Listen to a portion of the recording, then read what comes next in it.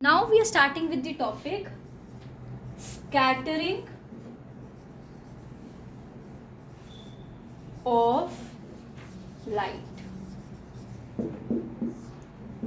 अब ये कॉन्सेप्ट समझना, जैसे मैंने तुम लोग को पहले एटमॉस्फेरिक रिफ्रैक्शन एक बार समझा दिया, तो उसके बाद हम लोगों ने सिर्फ उसके कॉन्सिक्वेंसेस या इफेक्ट्स करे थे। बिल्कुल उसी तरीके से हम एक बार स्कैटरिंग ऑफ लाइट अच्छे से समझ लेंगे कि वो कहानी होती क्या है, उसके बाद हम उसके इफेक्ट्स समझेंगे, उसके कारण क्या क्या चीज़ें चेंज हो रही हैं एनवायरनमेंट के अंदर। डन?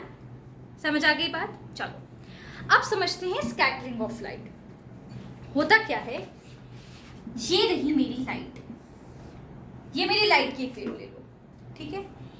इसकी कुछ वेवलेंथ है लैम्डा, एक वेवलेंथ लैम्डा से आ रही है।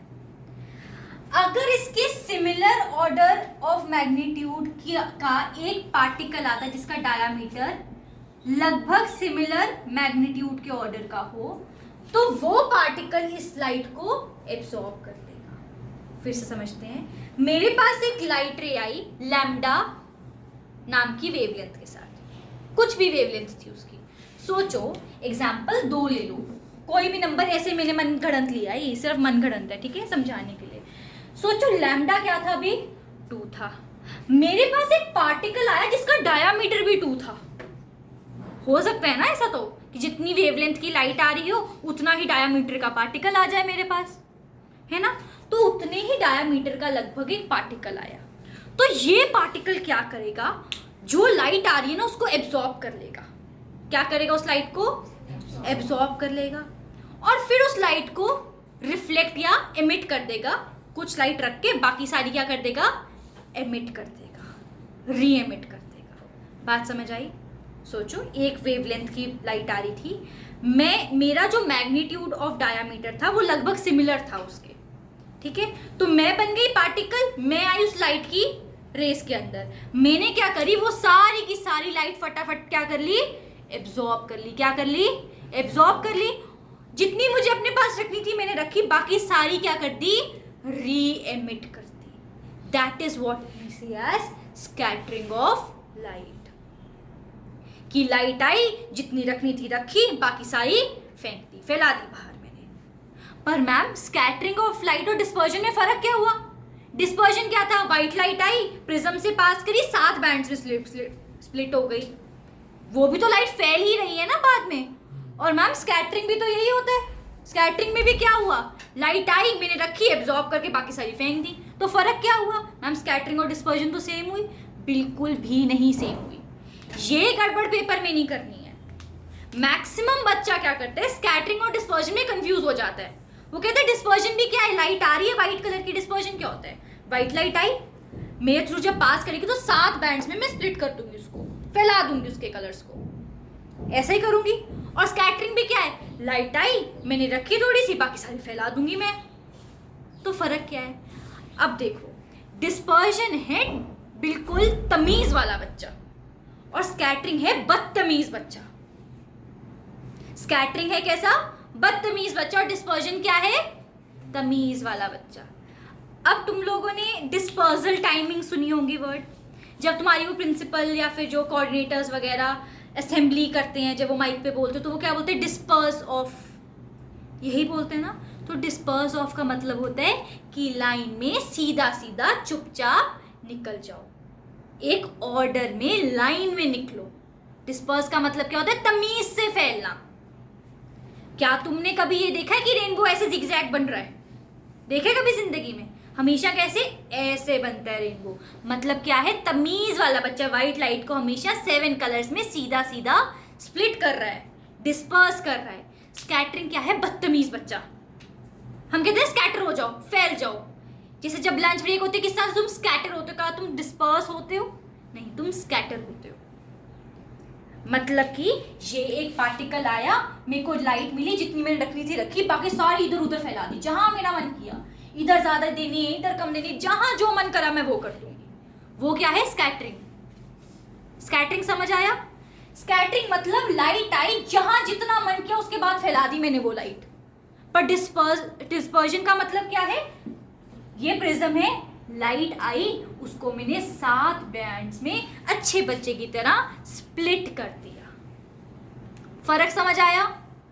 डिस्पर्जन और स्कैटरिंग में बहुत बड़ा फर्क है, और 12th तक भी ये फर्क कभी क्लियर ही नहीं होता है कि डिस्पर्जन और स्कैटरिंग में फर्क क्या है। डिस्पर्जन मतलब तमीज और स्कैटरिंग मतलब बदतमीज बच्चा, कहीं भी जहां मन करेगा वहां फैलना है उसने। डन। स्कैटरिंग ऑफ लाइट सबको अच्छे से समझ आ गया? स्कैटरिंग ऑफ लाइट मतलब मेरे पास लाइट आई लगभग सेम वेवलेंथ की जितना मेरा डायामीटर था, मैंने उसे एब्जॉर्ब करा और जितना मन किया जहां मन किया वहां री एमिट कर दिया। Done. That is what we say as scattering of light. Done. अब मैम स्कैटरिंग ऑफ लाइट के कारण होता क्या है?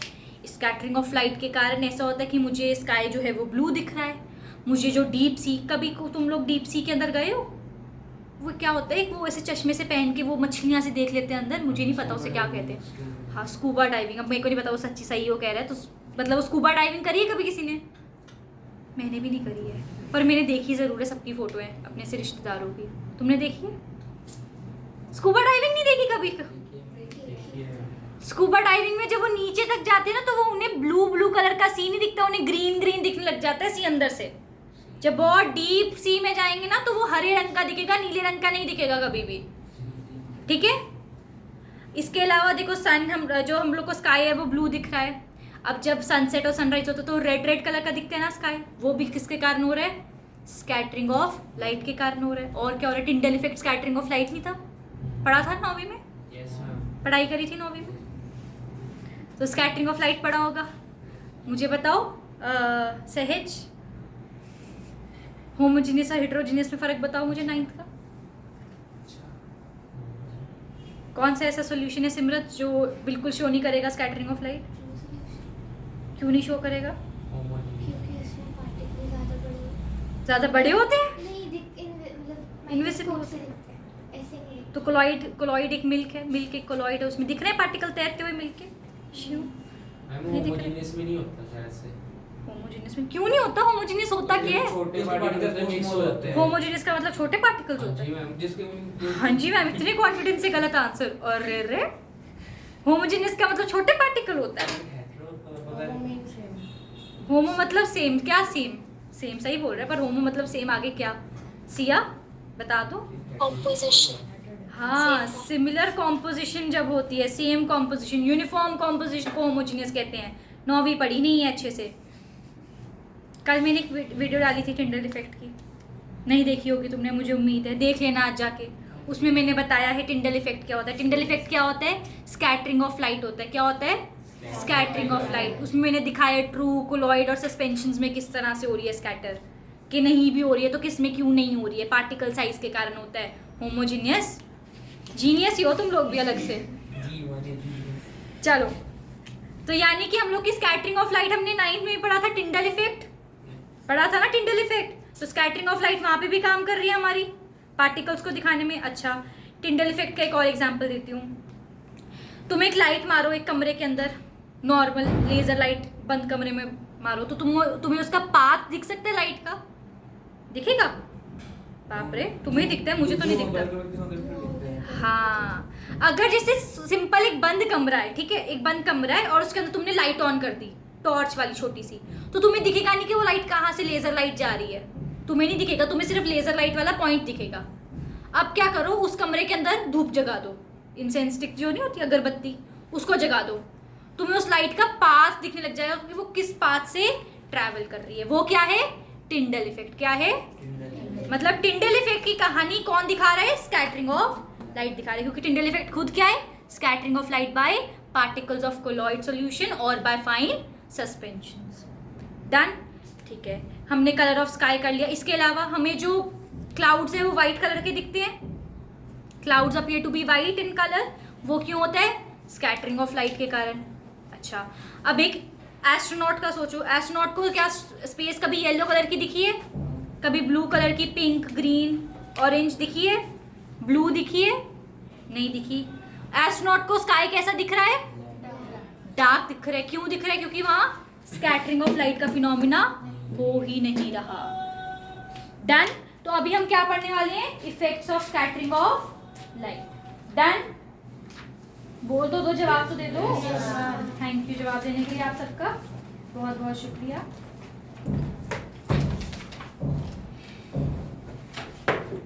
अब एक क्वेश्चन लिखो heading, why does sky appear to be blue in colour.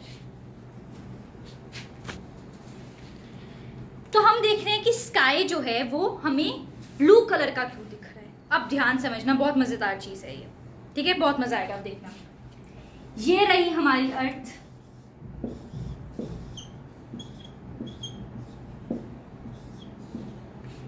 ठीक है, ये है हमारी प्यारी सी अर्थ, सुंदर बनाई है ये मैंने।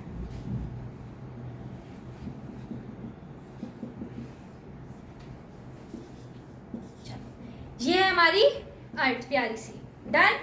यहाँ पर है हमारे सूरज बाबा, सूरज बाबा यहीं पर है। अब क्या हुआ, सूरज बाबा से कौन से कलर की लाइट आ रही है? व्हाइट कलर की लाइट आ रही है। कौन से कलर की लाइट आ रही है? White light. अब भला सूरज बाबा इतने समझदार कहाँ, इतने एजुकेटेड कहाँ कि उन्हें पता हो कि अभी मेरे को ब्लू कलर फेंकूंगा, अभी रेड फेंकूंगा, अभी ऑरेंज फेंकूंगा। उन्होंने तो क्या करना है, अपनी पूरी व्हाइट लाइट फेंक देनी है। क्या करना है? पूरी व्हाइट लाइट फेंक देनी है। अब क्या हुआ, यहां पर से मेरे पास आई पूरी व्हाइट लाइट। यहां पर क्या है मेरा? एटमॉस्फेयर। क्या है? एटमॉस्फेयर है। यहां पर हम लोग के एटमॉस्फेयर से ये भी एंटर कर गई हम लोग के पास। अब हुआ क्या, हमारी एयर में क्या है? छोटे छोटे पार्टिकल्स हैं। पार्टिकल्स हैं कि नहीं है? बताओ भाई। हमारे पास गैसियस पार्टिकल्स भी हैं, ऑक्सीजन का पार्टिकल है, नाइट्रोजन का पार्टिकल है, गैसेस के पार्टिकल्स हैं, डस्ट पार्टिकल्स भी हैं, हमारे पास मॉइस्चर वाले वाटर मॉलिक्यूल्स के भी पार्टिकल्स हैं। मतलब हमारे पास बहुत सारे पार्टिकल्स का मिक्सचर है। अब हुआ क्या, ये जो व्हाइट लाइट थी उन्हें मिले ये सारे पार्टिकल्स, छोटे छोटे छोटे छोटे पार्टिकल्स मिले। सिया ध्यान से सुनना बेटे, ये सन थे, ये सन बाबा थे। सन बाबा ने व्हाइट लाइट भेजी। व्हाइट लाइट को कौन मिला? बहुत सारे हमारे पार्टिकल्स मिले। क्या मिले? पार्टिकल्स। एयर के पार्टिकल्स, गैस के पार्टिकल्स थे, डस्ट के थोड़े बहुत पार्टिकल्स थे, हमारे पास पानी के थोड़े बहुत पार्टिकल्स थे। मिले पार्टिकल्स। जैसे ही पार्टिकल्स मिले उन्होंने व्हाइट लाइट को क्या कर दिया? स्प्लिट कर दिया। किसके अंदर? उसके कॉन्स्टिट्यूएंट कलर्स के अंदर। प्रिज्म में भी तो ऐसा होता। रेनबो कैसे बना था? जो पानी की ड्रॉप थी वो कलर को स्प्लिट, व्हाइट लाइट को स्प्लिट कर देती थी। बिल्कुल उसी तरीके से इसने क्या करा, विप ग्लूअर के अंदर इसको स्प्लिट कर दिया। क्या कर दिया? विप ग्लूअर के अंदर इसको स्प्लिट कर दिया। डन। तो फिर मैम हम लोग को तो आकाश red, orange, yellow, green, blue, indigo, violet सब दिखना चाहिए था, फिर तो कलरफुल दिखना चाहिए था, पर हमें तो नहीं दिख रहा। नहीं दिख रहा, बिल्कुल ठीक है। अब देखो हमारे पास वेवलेंथ कैसे यहाँ पे इंक्रीजिंग ऑर्डर में लिखी है। ये मैंने, रेड की वेवलेंथ सबसे ज्यादा होता है, वॉयलेट की वेवलेंथ सबसे कम होती है। अब होता क्या है, ध्यान से सुनना। हम लोग के पार्टिकल्स क्या हैं? छोटे छोटे। मैंने तुम लोग को स्कैटरिंग ऑफ लाइट में क्या बताया कि वेवलेंथ छोटी होगी तो पार्टिकल साइज भी छोटा ही उसे एब्जॉर्ब कर पाएगा, और जो छोटा एब्जॉर्ब करेगा वो छोटे कलर को ही एमिट करेगा। करेगा ना? समझ आई मेरी बात? मैंने क्या बोला, यहां पर जो मेरे पार्टिकल्स हैं वो हैं छोटे छोटे। छोटे छोटे पार्टिकल्स छोटी छोटी वेवलेंथ को ही एब्जॉर्ब कर सकते हैं। अब छोटी वेवलेंथ वाले कौन से हैं? वी, आई और बी वाले। कौन से हैं? वी, आई और बी वाले। तो ये जो वेवलेंथ, जो हमारे पार्टिकल्स होते हैं छोटी वेवलेंथ के, क्योंकि वो छोटे डायामीटर के होते हैं, इसलिए वो छोटी वेवलेंथ की कलर्स को, वॉयलेट, इंडिगो और ब्लू को क्या कर लेते हैं? एब्जॉर्ब कर लेते हैं। क्या कर लेते हैं? यहाँ तक समझ आ गया सबको? अब स्कैटरिंग ऑफ लाइट था क्या? लाइट में करूंगी एब्जॉर्ब और फिर उसे फैला दूंगी, फेंक दूंगी जहां मेरा मन करेगा। ठीक है, तो तुम्हें ये तो समझ आ गया कि जी, वाई, ओ, आर क्यों नहीं है हमारे पास कलर्स में। इतना समझ आ गया। अब कहानी है कि चलो ठीक है, वी, आई, बी इन्होंने एब्जॉर्ब करी और री एमिट कर दी। यहाँ पर कर दी री एमिट, और मुझे स्काई जो था इन कलर्स का दिखने लग गया। पर मैम मुझे तो कभी वॉयलेट और इंडिगो दिखा ही नहीं स्काई। कभी दिखा है तुम लोग को वॉयलेट कलर का? होता क्या है, मैक्सिमम जो है वो ब्लू कलर की वेवलेंथ एब्जॉर्ब हो जाती है। उसके पार्टिकल के साइज में कंपैरिजन में अगर कंपैटिबिलिटी देखूंगी तो ब्लू कलर की कंपैटिबिलिटी सबसे ज्यादा है। इंडिगो और वॉयलेट भी एब्जॉर्ब होते हैं, ध्यान रखना ये बात फ्यूचर के लिए।